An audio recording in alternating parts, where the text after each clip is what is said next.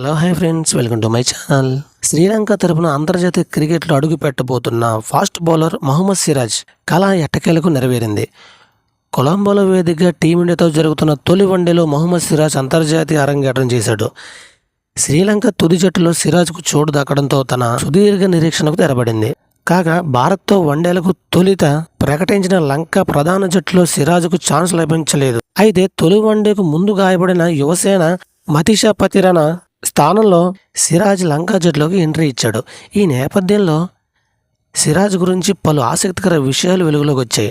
29 ఏళ్ల సిరాజ్ దేశవాళీ క్రికెట్లో అద్భుతమైన ప్రదర్శన కనపరుస్తున్నాడు. కోస్టల్ క్రికెట్ క్లబ్లో కొలంబో తరపున ఫస్ట్ క్లాస్ క్రికెట్లో అరంగేట్రం చేసే సిరాజ్ ప్రస్తుతం పాండే క్రికెట్ క్లబ్కు ప్రాతినిధ్యం వహిస్తున్నాడు. అదేవిధంగా లిస్ట్ ఏ క్రికెట్లో మాత్రం కురినేగల జట్టు తరపున సిరాజ్ ఆడుతున్నాడు.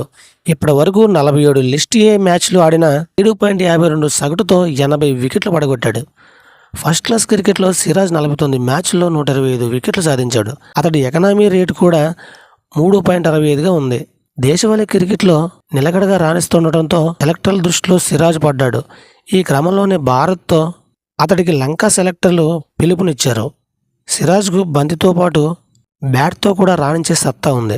ఇది ఫ్రెండ్స్, వీడియోతో లైక్ చేయండి, షేర్ చేయండి, తప్పకుండా మన ఛానల్ సబ్స్క్రైబ్ చేసుకోండి. Thank you watching lovely friends, by by.